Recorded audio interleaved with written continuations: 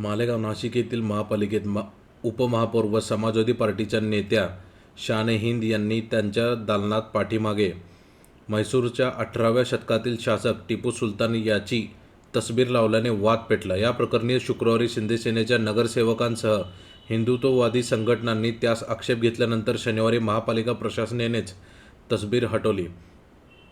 दरम्यान उपमहापौर मात्र पुन्हा तसबीर लावण्यावर ठाम असून हिंदुत्ववादी संघटनांनी या प्रकरणी गुन्हा दाखल करण्याची मागणी केली आहे।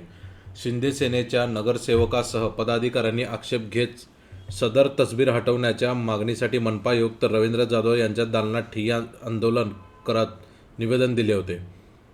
उपमहापौर शान हिंद यांनी सांगितले की शनिवारी सुट्टी असल्याने हा फोटो कार्यालयाच्या दुरुस्तीसाठी काढून ठेवण्यात आला आहे।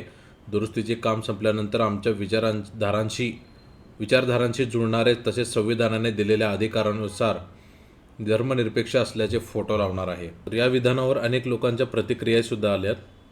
तर पहिली प्रतिक्रिया आहे हर्षवर्धन सपकाळ, प्रदेशाध्यक्ष काँग्रेस।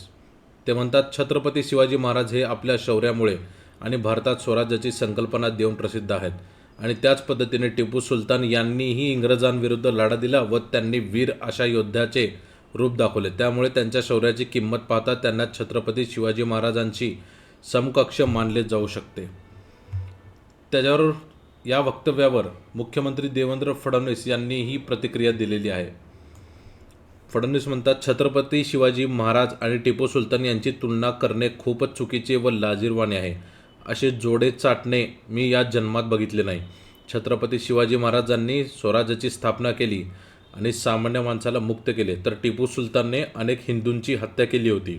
अशा व्यक्तीला छत्रपती शिवाजी महाराजांच्या समक्ष म्हणणे अत्यंत दुर्दैवी आहे। काँग्रेसला लाज वाटायला हवी, सपकाळ यांनी माफी मागावी।